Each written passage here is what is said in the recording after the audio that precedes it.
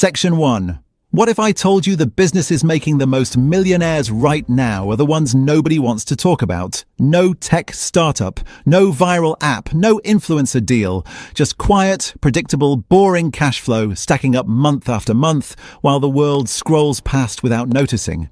This is Marcus, 29 years old, works a warehouse job, takes home $3,100 a month.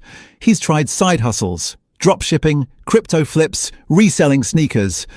Every single one fizzled out. But one quiet Tuesday night, Marcus stumbled across something that changed the entire direction of his life. Not a new app, not a secret investment, not a course, a book, and one brutal idea inside it. The idea: real millionaires don't chase trends. They own boring things that people need every single day, and they collect small payments. Forever. By the end of this video, you'll know the 7 boring business models Marcus used to build his escape, the exact filters he used to choose them, and the moment his boring income finally crossed his job salary. Stay with me, because boring, when done right, is the most powerful financial strategy most people never try. Section 2. Marcus's backstory. Let's understand where Marcus started, not to make you feel bad, but because his starting point might look a lot like yours. At 29, Marcus had no investments, no savings worth mentioning, just $1,100 sitting in a checking account, a used car, and a job that felt like a ceiling disguised as a salary. He'd spent 3 years chasing exciting income. A dropshipping store that grossed $214 total, a crypto portfolio that went from $1,800 to $490, a freelance gig he burned out of in 2 months. Every attempt had the same problem. Unpredictable, complicated, no consistent cash landing in his account each month. Then came that Tuesday night. The book summary. The idea of dull, normal businesses. And Marcus made a decision most people never make. He stopped asking, what could go viral? And started asking, what boring thing in my city already makes money and has an owner who wants out? That one shift in question changed everything. Here's what he found. Section 3. The 3 filters. Marcus used before Marcus looked at a single listing, he built himself 3 filters. Think of these as the minimum standards any boring business had to pass before he'd spend 1 more second on it. Filter number 1. Do customers pay you at least once a month without you chasing them? This is the heartbeat of every boring millionaire business. Not a one-time sale, not a product launch, a recurring payment tied to a habit the customer already has and that arrives whether you market that month or not. Filter number 2. Is the buying decision low drama? When someone pays $8 to wash their clothes, they don't call a family meeting about it. When they pay $79 to store their stuff, they just pay. Low drama pricing means your income doesn't disappear every time the economy sneezes. Filter number 3. Can you eventually own or control the core asset? This is what separates boring business owners from gig workers. Not just earning cash, but building something you can sell, refinance, or pass on. The machines, the land, the customer contracts, the routes, these are real assets with real value. With those 3 filters locked in, Marcus started searching. And here's what he found hiding in plain sight. Section 4. Business number 1. Mobile notary and signing agent. The first business Marcus discovered wasn't even one he'd heard of before. A mobile notary and loan signing agent. Here's the concept. When people buy or refinance a home, someone has to witness and notarize the signing of the documents. That someone can be you. You go to them. You get paid per appointment, anywhere from $75 to $200 per signing, often done in under an hour. Marcus spent $200 on his state notary certification, then $150 to get certified as a loan signing agent through an online course. Total startup cost, under $400. In his first full month, Marcus completed 11 signings. He earned $1,265. Not life-changing, but notice something. That's $1,265 that didn't require a boss, a storefront, or a complicated funnel. By month 4, he was averaging 22 signings a month. $2,480, working evenings and weekends, while keeping his warehouse job. Does this pass the 3 filters? Monthly predictable demand? Yes. Home sales and refinances happen constantly. Low drama pricing? Yes. Customers don't negotiate the notary fee. Own the asset? Yes. His reputation, certification, and client list are his asset. 1 boring certification, 1 weekend of training, and Marcus had his first stream of recurring income. Section 5. Business number 2. A TM route ownership. Here's one most people walk past every single day without thinking about. The ATM machine. Owning ATMs is one of the most passive, boring businesses that exists. You buy a machine, typically between $2,000 and $4,500 for a good used unit. You place it inside a business, a laundromat, convenience store, bar, nail salon. You split the surcharge fee with the location owner. Every time someone withdraws cash, you collect a fee, usually $2.50 to $3.50 per transaction. In a decent location, that's 100 to 200 transactions a month. Marcus bought his first ATM for $2,800, placed it inside a bar near his apartment. The owner agreed to a 50-50 split on surcharge revenue in exchange for the floor space. Month 1 result: 134 transactions at $2.75 average. Gross, $368. Marcus's cut after split, $184. Minus cash replenishment costs, net $141 that month. Not impressive alone, but Marcus added 2 more machines over the next 5 months, a nail salon and a small grocery. By month 7, 3 machines were generating $610 a month, combined with almost no active work beyond restocking cash twice a month. Boring? Completely. Reliable. Every single month. Section 6, business number 3, junk removal service. Now here's a business that sounds unglamorous on purpose. Junk removal. Moving other people's old stuff and getting paid well to do it. The average junk removal job pays $150 to $500. Full cleanouts, garages, basements, estates can run $800 to $1,500. And here's the thing nobody mentions. The demand never stops. People are always moving, always renovating, always downsizing, always dealing with a deceased relative's estate. The junk never ends, and most people desperately want someone else to deal with it. Marcus started with his personal truck and a $300 trailer. He listed on Google, Nextdoor, and Facebook Marketplace. First week, 2 jobs. $480 total. By month 3, he was running 3 to 4 jobs per week on weekends. Monthly revenue hit $3,200. After fuel, trailer costs, and a part-time helper, his profit was around $1,900. Eventually, junk removal gave Marcus something more valuable than the cash. Materials, old appliances, metal, furniture. He started selling to scrap dealers and Facebook Marketplace. This secondary income added another $300 to $600 a month. Does it pass the filters? Monthly demand. Absolutely. Low drama. Customers don't argue over junk removal pricing. Own the asset. Yes, his truck, trailer, and reputation are equity. Section 7, business number 4, self-service dog wash station.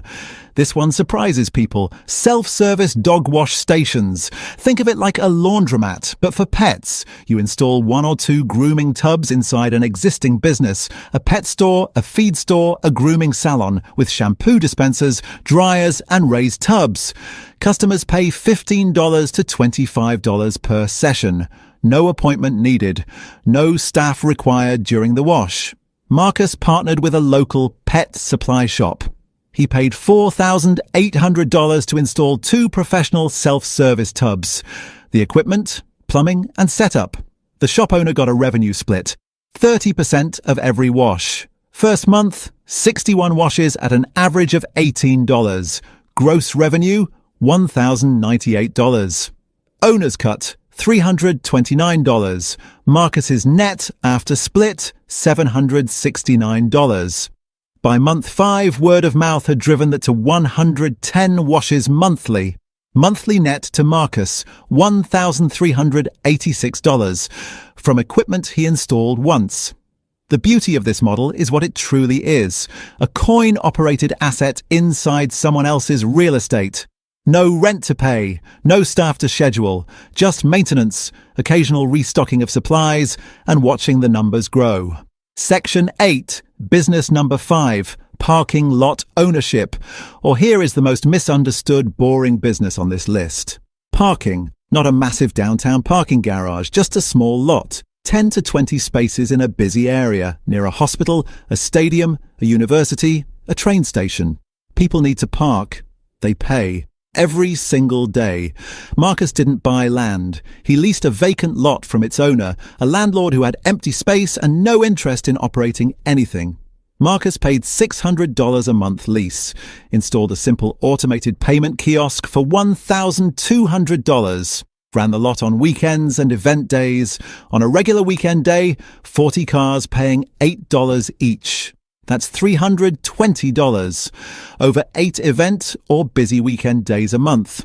$2,560 gross, minus $600 lease and $120 in costs, net $1,840 a month. During a local college football season, that number doubled on game days. Marcus's parking lot generated $3,400 one month from a piece of land he didn't even own. The filter check: monthly recurring cash? Yes. Low drama buying decision? People don't negotiate parking. Own the asset? He doesn't own the land, but he owns the lease agreement, the kiosk, and the client relationships. When he sells the operation. Section 9, business number 6, medical courier route. This one lives in the background of healthcare, and it is almost entirely recession-proof. Medical couriers, hospitals, clinics, labs, and pharmacies constantly need to move things.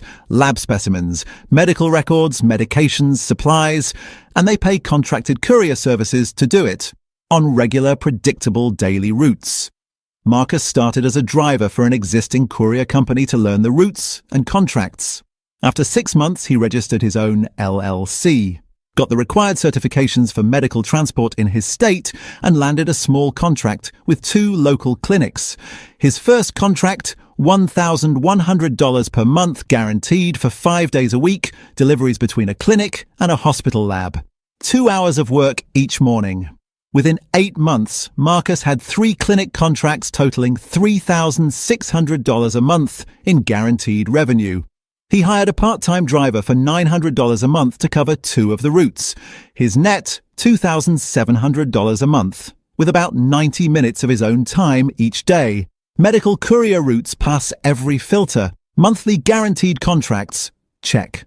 Low drama. The clinics sign and don't renegotiate constantly. Own the asset. He owns the contracts, the vehicle, and the business reputation. Section 10, business number 7, cell tower, lease buying and now. The most passive, boring business on this entire list. One that most people don't even know regular people can access. Cell towers sit on land owned by someone. That landowner has a lease agreement with the telecom company. Verizon, AT&T, T-Mobile. They receive a monthly check, often $1,000 to $5,000 per month, for as long as the tower sits there. Here's the secret. Those landowners often don't want to wait for monthly payments. They want a lump sum now, so they sell their lease rights to investors at a discount. Marcus found a landowner through a cell tower lease broker, someone who had a $1,400 per month lease payment from a telecom company with 18 years remaining. The landowner accepted a lump sum buyout of $68,000. Marcus pooled $68,000, saved from his other businesses over 2.5 years. In return, he now receives $1,400 per month, $16,800 per year, from a telecom giant. No maintenance, no customers, no labor. At that return, he recovers his full investment in just over 4 years. Then it's pure cash flow for 14 more years, from one signed agreement. Boring?